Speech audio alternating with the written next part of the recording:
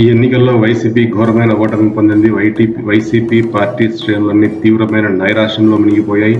ఈ ఓటమికి కారణం ఎవరి అనే వెనక్కి చూసుకుంటే తిలా పాపం తలా పిడికడన్నట్టుగా తయారైంది.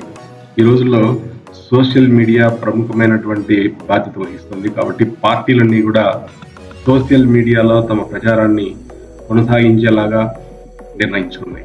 కాబట్టి ఈ కోవలోనే జగన్మోహన్ రెడ్డి కూడా సోషల్ మీడియా కోఆర్డినేటర్ గా తనకు అత్యంత నమ్మకస్తులైన సజ్జల రామకృష్ణారెడ్డి కొడుకైనటువంటి సజ్జల భార్గవరెడ్డిని నియమించుకున్నాడు. అయితే ఈయనకు తోడుగా రత్నాకర్ చెల్లామదులను కూడా నియమించారు. సోషల్ మీడియా విభాగానికి సంబంధించి వందల కోట్ల రూపాయలను కూడా ఖర్చు పెట్టారు. అయితే ఖర్చు అయితే పెట్టారు కానీ దానికి తగ్గ ఫలితం మనం ఎక్కడా గమనించలేదు. అయితే ఈ డబ్బుని కింది స్థాయిలో పనిచేస్తున్నటువంటి సోషల్ మీడియా వర్కర్లు, అంటే గ్రామ స్థాయిలో కావచ్చు, మండల స్థాయిలో కావచ్చు, తాలూకా స్థాయిలో కావచ్చు, జిల్లా స్థాయిలో కావచ్చు, పనిచేస్తున్నటువంటి సోషల్ మీడియా వర్కర్లకి అందలేదనేది ఇప్పుడు అందరూ ఘంటాపథంగా చెప్తున్నటువంటి విషయం. మరి ఈ డబ్బులంతా ఏమైపోయింది? ఇదే ఎవరికి చిక్కడం లేదు. కాబట్టి జగన్మోహన్ రెడ్డి తనను ఏదైతే తను నమ్ముకున్నటువంటి వ్యక్తులకి అప్పచెప్పాడో వాళ్ళు ఈ పనులను సక్రమంగా నిర్వర్తించకపోవడం వల్లే ఇవాళ జగన్మోహన్ రెడ్డి ఓటమి చెందాల్సి వచ్చింది. అంతేకాకుండా భార్గవ రెడ్డికి అటు ఫేస్బుక్ లో కానీ ట్విట్టర్ లో కానీ అకౌంట్ లేదు అనే విషయం ఇప్పుడు అందరూ ఘంటాపథంగా చెప్తున్నారు. అంటే సోషల్ మీడియాలో కనీస పరిజ్ఞానం లేనటువంటి వ్యక్తులు తెచ్చి సోషల్ మీడియాకి హెడ్ గా నియమించడం వల్ల మరి సోషల్ మీడియాలో ఎట్లాంటి ఫలితాలు అందుతాయని జగన్మోహన్ రెడ్డి అనుకుంటే ఎవరికి చిక్కడం లేదు. ఒకవైపు ఏమో టీడీపీ సోషల్ మీడియాని చాలా సమర్థవంతంగా ఉపయోగించుకుని జగన్మోహన్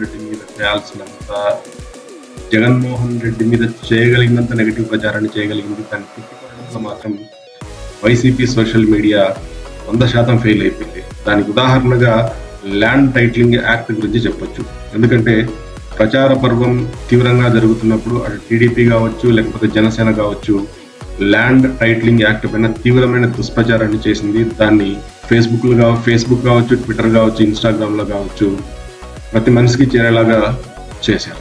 అయితే ఇక్కడ మరి వైసీపీ సోషల్ మీడియా కోఆర్డినేటర్లు ఏం చేశారంటే ఏమీ చేయలేదనే చెప్పాలి. అంటే వీళ్ళు చేసిన ఎఫర్ట్స్ అక్కడ సరిపోలేదు. ఎందుకంటే సోషల్ మీడియా ప్రధాన కార్యదర్శిగా ఉన్నటువంటి సజ్జల భార్గవ రెడ్డి కింది స్థాయిలో పనిచేస్తున్నటువంటి సోషల్ మీడియా వర్కర్లకి సరైనటువంటి కాంటెంట్ ఇవ్వకపోవడము, సరైనటువంటి ఇన్పుట్స్ ఇవ్వకపోవడం వల్ల ఈ ల్యాండ్ టైటిలింగ్ యాక్ట్ పైన జరుగుతున్న దుష్ప్రచారాన్ని వాళ్ళు తిప్పికొట్టలేకపోయారు. అది వైసీపీ ఓటమిలో ప్రధానమైనటువంటి భూమిక పోషించింది.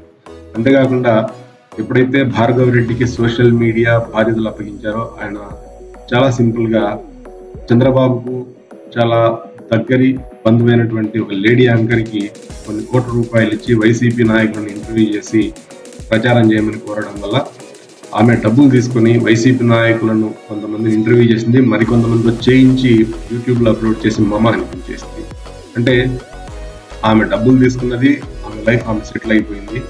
కానీ జరగాల్సిన డ్యామేజ్ అక్కడ చాలా దారుణంగా జరిగింది. అంటే ఎవరిని నమ్మాలో ఎవరిని నమ్మకూడదో భార్గవ రెడ్డి సరిగా అంచనా వేయలేకపోయాడు. అంటే జగన్ కోసం నిస్వార్థంగా నిజాయితీగా పనిచేసే కొన్ని వందల మంది సోషల్ మీడియా వర్కర్లు ఉండగా ఇట్లాంటి పెయిడ్ ఆర్టిస్టులను తెచ్చుకోవాల్సిన అవసరం సజ్జల భార్గవ రెడ్డికి ఏమొచ్చిందో ఎవరికీ తెలియదు.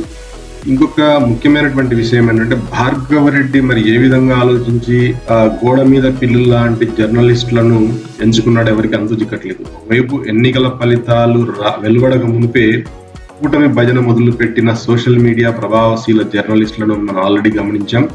అంటే రిజల్ట్ రావడానికి 2 రోజుల మునిపే వీళ్ళంతా కూడా జగన్ ఓడిపోతున్నాడు, జగన్ జైల్లో పెట్టేస్తారు, జగన్ పని అయిపోయిందని చెప్పి ఎవరికైతే భార్గవ రెడ్డి డబ్బులు ఇచ్చాడో అట్లాంటి ప్రభావశీల సోషల్ మీడియా జర్నలిస్టులే మాట్లాడడం చాలా ఆశ్చర్యాన్ని కలుగుతుంది. ఎందుకంటే మొన్నటి వరకు వాళ్ళే వైసీపీ తరఫున పెయిడ్ జర్నలిస్టులుగా పనిచేశారు. ఎప్పుడైతే జగన్ ఓడిపోతున్నాడని తెలుస్తుందో అప్పుడే ప్లేట్ ఫిరాయించేసి వాళ్ళు టీడీపీ వైపు ప్రచారం చేయడం మొదలుపెట్టారు. ఇట్లాంటి వ్యక్తులను నమ్ముకోవడం వల్ల భార్గవ రెడ్డి ఫెయిల్ అయినట్టుగా మనకు తెలుస్తుంది. దీంతో పాటుగా భార్గవ రెడ్డి ఆయన తండ్రి సజ్జల రామకృష్ణారెడ్డి ప్రధానంగా వీళ్ళు చేసిన పని ఏంటంటే ఎవరైతే వీళ్ళకి వ్యతిరేకంగా పనిచేస్తున్నారో వాళ్ళపైన సోషల్ మీడియాలో దుష్ప్రచారం చేయించడం, వినకపోతే పోలీస్ కేసులు పెట్టించడం. అంటే అంతేకాకుండా మరీ తీవ్రమైనదైతే ఎల్లో మీడియాతో కూడా వాళ్ళపైన విష ప్రచారం చేయించినట్టుగా మనకి అర్థమవుతుంది. అంతేకాకుండా ఎవరైతే వీళ్ళకి సరిగ్గా లొంగకుండా ఉన్నారో అట్లాంటి వాళ్ళని సీఎం జగన్మోహన్ రెడ్డితో అపాయింట్మెంట్ ఇప్పించకుండా చేయడం, బెదిరించడం ఇట్లాంటి పనులు చేసినట్టుగా తెలుస్తోంది. దీనికి ప్రధాన ఉదాహరణగా పల్నాడు ప్రాంతం,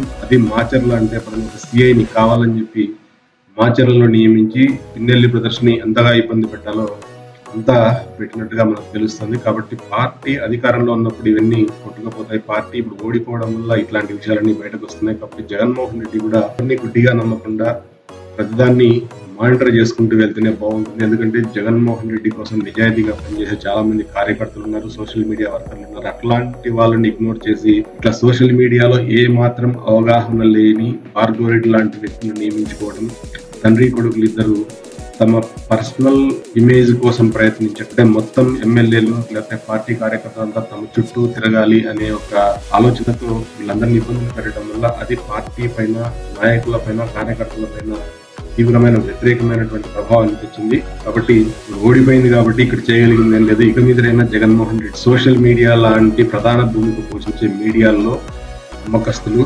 తర్వాత నిస్వార్థంగా నిజాయితీగా పనిచేసే కార్యకర్తలను నియమించుకుంటే కొంచెం ముందుకు పోయే అవకాశం ఉంటుంది. లేదు గుడ్డిగా నమ్మి ఇట్లాంటి వాళ్ళ చేతిలో పెడితే మరొకసారి మోసపోయే అవకాశం